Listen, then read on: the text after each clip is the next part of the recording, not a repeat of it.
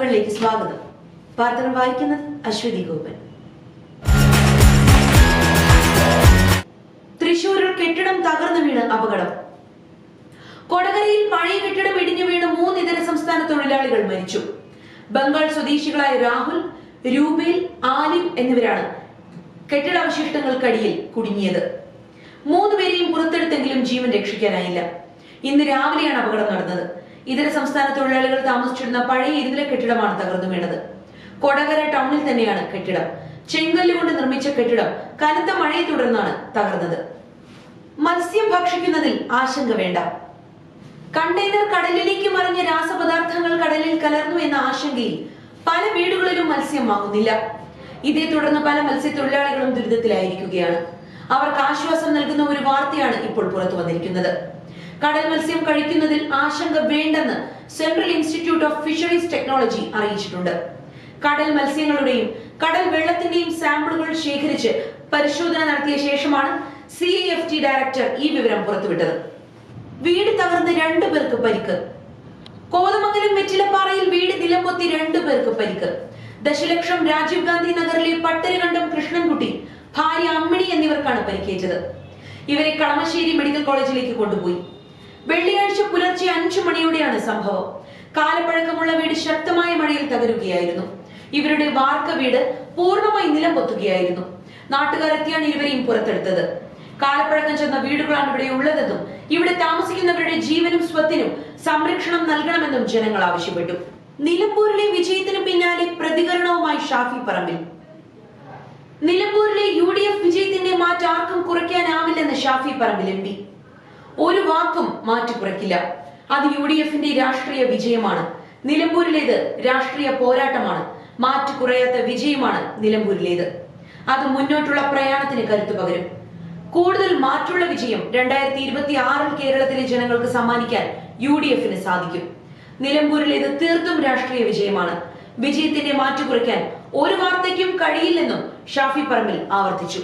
നിർണായക തീരുമാനവുമായി ബെവ്കോ. ഒഴിഞ്ഞ പ്ലാസ്റ്റിക് മദ്യക്കുപ്പികൾ ചില്ലറ വിൽപ്പനശാലകൾക്ക് വഴി തന്നെ ശേഖരിച്ച് റീസൈക്ലിംഗ് നൽകുന്നതിനെ കുറിച്ച് ആലോചിച്ച് ബീവറേജസ് കോർപ്പറേഷൻ. ചില്ലറ വിൽപ്പനശാലകളിൽ ശേഖരണ സംവിധാനം ഏർപ്പെടുത്തിയാകും ഇത്. ക്ലീൻ കേരള കമ്പനിയുമായി സഹകരിച്ചാവും നടപ്പാക്കുക. ആദ്യഘട്ട ചർച്ച നടന്നു. 2021 തിരുവനന്തപുരം, എറണാകുളം, കോഴിക്കോട് ജില്ലകളിൽ പരീക്ഷണാടിസ്ഥാനത്തിൽ നടപ്പാക്കിയിരുന്നു. എന്നാൽ കോവിഡ് കാരണം തുടരാനായില്ല. ശേഖരിക്കുന്ന കുപ്പികൾ പുനരുപയോഗ കേന്ദ്രങ്ങളിൽ എത്തിക്കാനുള്ള ചിലവാണ് പ്രധാന തടസ്സം. ഇതിനു വേണ്ടിവരുന്ന തുകയുടെ ഒരു വിഹിതം ബെവ്കോ വഹിക്കണമെന്നതാണ് ക്ലീൻ കേരള കമ്പനിയുടെ നിലപാട്. പ്ലാസ്റ്റിക് കുപ്പികൾ റീസൈക്ലിംഗ് ചെയ്യുന്ന ഫാക്ടറികൾ കോയമ്പത്തൂരിലും ആന്ധ്രയിലുമാണ് പ്രധാനമായുള്ളത്. അവിടങ്ങളിൽ എത്തിക്കണമെങ്കിൽ കടത്തുകൂലിയായി നല്ലൊരു തുക ചെലവാകും. തിരുവനന്തപുരം കോർപ്പറേഷനിൽ കൗൺസിലർമാർ തമ്മിൽ കയ്യാങ്കളിയും വാക്കേറ്റവും. പരസ്പരം അഴിമതി ആരോപണം ഉന്നയിച്ച് കോർപ്പറേഷൻ കൗൺസിൽ യോഗത്തിനിടെ ഭരണ പ്രതിപക്ഷ കൗൺസിലർമാർ തമ്മിൽ കയ്യാങ്കളിയും വാക്കേറ്റവും. സ്കൂളുകളിൽ ലാപ്ടോപ്പ് നൽകിയതിലെ ക്രമക്കേടും ഭരണപക്ഷത്ത് നേരെയുള്ള വിജിലൻസ് അന്വേഷണവുമാണ് BJP കൗൺസിലർമാർ ഉന്നയിച്ചത്. പുന്നയ്ക്കാമുകൾ വാർഡിലെ ഹരിതകർമ്മ സേനാംഗങ്ങളുടെ അക്കൗണ്ടിൽ 3 ലക്ഷം രൂപയുടെ ക്രമക്കേട് നടന്നതായും പ്രശ്നം ഒതുക്കി തീർക്കാൻ വാർഡ് കൗൺസിലർ PV മഞ്ജു ശ്രമിച്ചെന്നും ചൂണ്ടിക്കാട്ടിയായിരുന്നു ഭരണപക്ഷ അംഗങ്ങളുടെ ബഹളം. അപേക്ഷാ ഫോം വിതരണത്തിൽ പാപ്പനംകോട് കൗൺസിലർ ആശാനാഥിനെതിരെയും CPM അംഗങ്ങൾ ആരോപണം ഉന്നയിച്ചു. ഹരിതകർമ്മ സേനാംഗത്തെ കൗൺസിലർ ഭീഷണിപ്പെടുത്തിയതായി പരാതി നൽകിയതായി മേയർ പറഞ്ഞതോടെ വാക്കേറ്റം മേയറുടെ ഡയസിലെത്തി. സിനിമാ ലോകം. വിജയ് സേതുപതിയുടെ മകൻ നായകനാകുന്നു. വിജയ് സേതുപതിയുടെ മകൻ സൂര്യ സേതുപതി നായകനായി അരങ്ങേറ്റം കുറിക്കുന്ന ഫീനിക്സ് ജൂലൈ 4 തിയേറ്ററിൽ.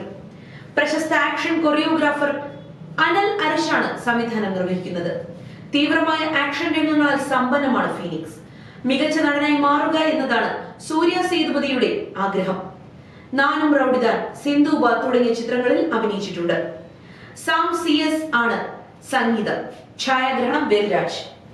ജനനായകനിൽ വിജയ്ക്ക് റെക്കോർഡ് പ്രതിഫലം. രജനീകാന്തിനെ മറികടന്ന് റെക്കോർഡ് പ്രതിഫലം വാങ്ങി തളപതി വിജയ്. ജനനായകനിൽ വിജയുടെ പ്രതിഫലം 275 കോടി എന്ന് റിപ്പോർട്ട്. ചിത്രത്തിന്റെ ലാഭത്തിന്റെ പങ്ക് നൽകാതെ മുൻകൂറായി തുക മുഴുവൻ നൽകിയെന്നാണ് റിപ്പോർട്ട്. സമീപ വർഷങ്ങളിൽ ഒരു ദക്ഷിണേന്ത്യൻ നടന് ലഭിക്കുന്ന ഏറ്റവും ഉയർന്ന പ്രതിഫലം എന്നാണ് വിലയിരുത്തൽ. സാരി OTTയിൽ കാണാം. രാം ഗോപാൽ വർമ്മ അവതരിപ്പിക്കുന്ന sari lion gate play OTT പ്ലാറ്റ്ഫോമിൽ സ്ട്രീമിംഗ് ആരംഭിച്ചു. ഹിന്ദി, തമിഴ്, മലയാളം, തെലുങ്ക് ഭാഷകളിൽ ചിത്രം കാണാം. മലയാളിയായ ആരാധ്യ ദേവി കേന്ദ്ര കഥാപാത്രത്തെ അവതരിപ്പിക്കുന്നു. രവിവർമ്മ നിർമ്മിച്ച ചിത്രം ഗിരികൃഷ്ണ കമൽ സംവിധാനം ചെയ്യുന്നു. സാരി ചുറ്റിയ യുവതിയോടൊരു യുവാവിന് തോന്നുന്ന അടങ്ങാത്ത അഭിനിവേശം പിന്നീട് അപകടകരമായി മാറുന്നതാണ് കഥ. നമ്മുടെ ആരോഗ്യം നമ്മളിലൂടെ. പോഷക ഗുണങ്ങൾ ഏറെയുള്ള ഒന്നാണ് മുട്ട. ഭക്ഷണപ്രേമികൾക്ക് ഏറെ പ്രിയപ്പെട്ട ഒരു വിഭവം കൂടിയാണ് മുട്ട. പക്ഷപാതം, വിളർച്ച പോലുള്ള അസുഖങ്ങൾ വരുന്നത് തടയുന്നതിനായി ദിവസവും ഓരോ മുട്ട വീതം കഴിക്കുന്നത് ഗുണകരമാകും. അയൺ, പ്രോട്ടീൻ എന്നിവ ധാരാളമായി മുട്ടയിൽ അടങ്ങിയിട്ടുമുണ്ട്.